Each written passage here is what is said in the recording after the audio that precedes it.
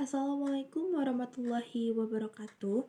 Hai, saya Wananda Musafa dari kelas 10 akan mengumpulkan tugas PPKN yaitu presentasi.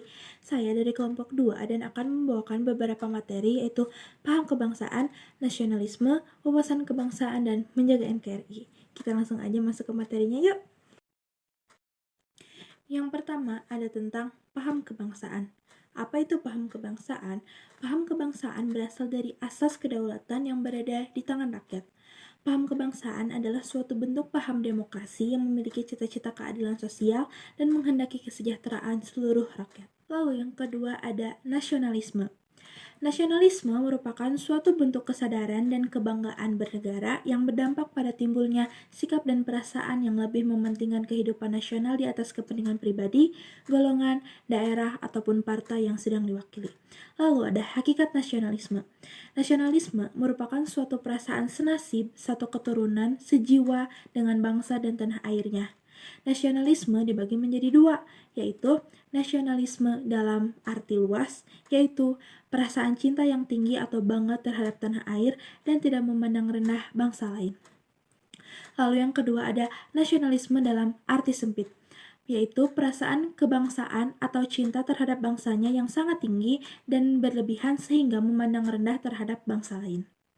Lalu, nasionalisme adalah nasionalisme yang berdasarkan Pancasila yang selalu menempatkan kepentingan bangsa dan negara di atas kepentingan pribadi dan golongan. Lalu, ada tujuan nasionalisme. Yang pertama, membangun sebuah hubungan yang harmonis dan rukun antara masyarakat dan individu lainnya. Lalu yang kedua, membangun dan mempererat sebuah tali persaudaraan antara sesama warga masyarakat di sebuah negara. Lalu yang ketiga, menumbuhkan dan meningkatkan rasa cinta terhadap bangsa dan negara serta tanah air. Lalu ada ciri-ciri dari nasionalisme. Yang pertama, perjuangan dilakukan tanpa imbalan dan memiliki sifat nasional. Yang kedua, adanya sikap persatuan dan kesatuan bangsa. Lalu yang ketiga, adanya suatu bentuk organisasi modern yang bersifat nasional. Ada juga ciri nasionalisme terhadap dalam sila ketiga, yaitu yang pertama, mempunyai rasa cinta pada bangsa dan tanah air Indonesia. Yang kedua, rasa bangga memiliki tanah air dan bangsa Indonesia. Yang ketiga, rela berkorban yang ditunjukkan pada kepentingan bangsa dan negara.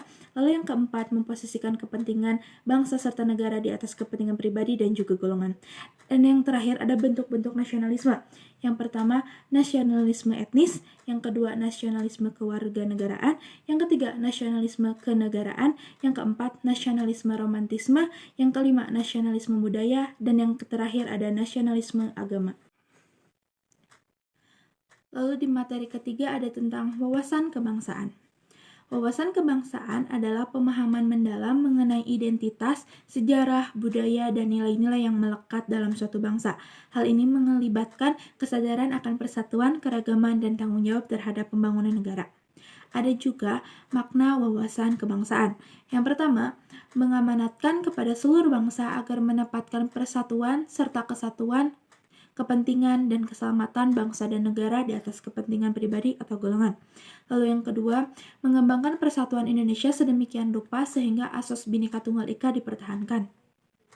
Lalu yang ketiga, NKRI yang merdeka, bersatu, berdaulat, adil, dan makmur, bertekad untuk mewujudkan bangsa yang maju dan mandiri serta sejahtera lahir batin, sejajar dengan bangsa lain yang sudah maju. Lalu ada juga unsur dasar wawasan kebangsaan. Yang pertama itu wadah. Wadah kehidupan bermasyarakat, berbangsa, dan bernegara mencakup seluruh wilayah Indonesia yang memiliki sifat serba nusantara dengan kekayaan alam dan penduduk serta aneka ragam budaya. Lalu yang kedua ada isi, merupakan aspirasi bangsa yang berkembang di masyarakat dan cita-cita serta tujuan nasional. Lalu yang ketiga ada tata laku. Hasil interaksi antara wadah dan isi wawasan kebangsaan akan berwujud tata laku yang terdiri dari yang pertama ada tata laku lahiriah, yaitu tercermin dalam perbuatan, tindakan, dan perilaku dari bangsa Indonesia. Lalu yang kedua ada tata laku batiniah, yaitu mencerminkan jiwa, semangat, dan mentalitas yang baik dari bangsa Indonesia. Lalu di materi terakhir ada menjaga NKRI, ada pula manfaat bela negara. Yang pertama, menanam rasa kecintaan pada bangsa dan patriotisme sesuai kemampuan diri. Lalu yang kedua, berbakti pada orang tua, bangsa, serta agama. Yang ketiga, membentuk sikap disiplin, waktu aktivitas, dan pengaturan kegiatan lain.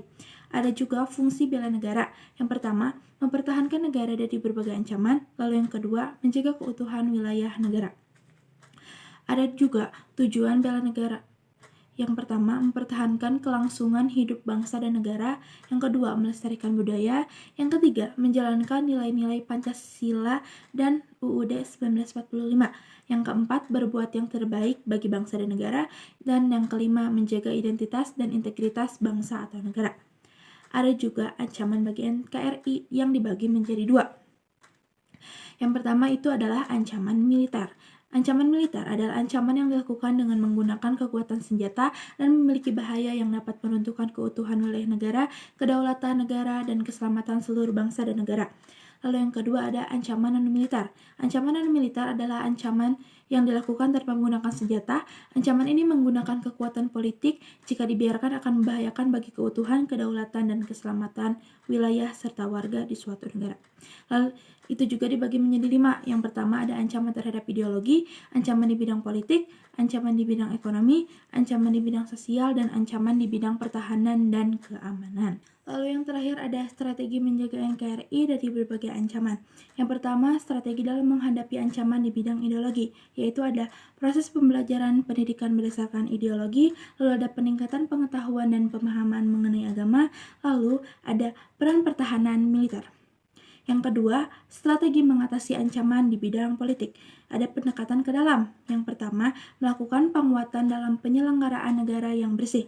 Lalu, yang kedua, adanya penguatan dalam lembaga legislatif. Yang ketiga, adanya penguatan dalam politik nasional. Ada juga pendekatan keluar, yaitu yang pertama lingkup internal, yang kedua lingkup regional, yang ketiga lingkup superregional, yang keempat lingkup global, dan ada juga yang ketiga strategi dalam mengatasi ancaman di bidang ekonomi.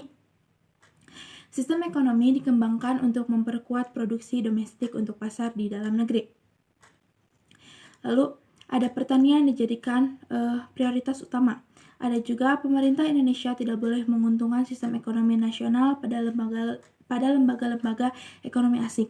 Lalu, kebijakan negara yang mengutamakan kesejahteraan masyarakat Indonesia. Yang keempat, ada strategi dalam mengatasi ancaman di bidang sosial budaya. Yang pertama, Indonesia dinilai harus mampu untuk memelihara berbagai kesinambungan dan keselarasan fundamental. Lalu, adanya keseimbangan dalam berbagai kehidupan yang ada di tengah-tengah masyarakat. Lalu yang kelima, strategi dalam mengatasi ancaman di bidang pertahanan dan keamanan. Yang pertama, tiap-tiap warga negara berhak dan wajib ikut serta dalam usaha pertahanan dan keamanan. Lalu yang kedua, ada usaha pertahanan dan keamanan negara dilaksanakan melalui sistem pertahanan dan keamanan rakyat oleh TNI dan KNRI sebagai kekuatan utama. Lalu ada TNI atas Angkatan Darat, Laut, dan Udara sebagai alat negara bertugas mempertahankan, melindungi, dan memelihara keutuhan dan kedaulatan negara. Sekian tugas video presentasi dari saya. Maaf bila masih banyak kesalahan. Terima kasih sudah menyaksikan. Wabillahi taufiq wal hidayah. Wassalamualaikum warahmatullahi wabarakatuh.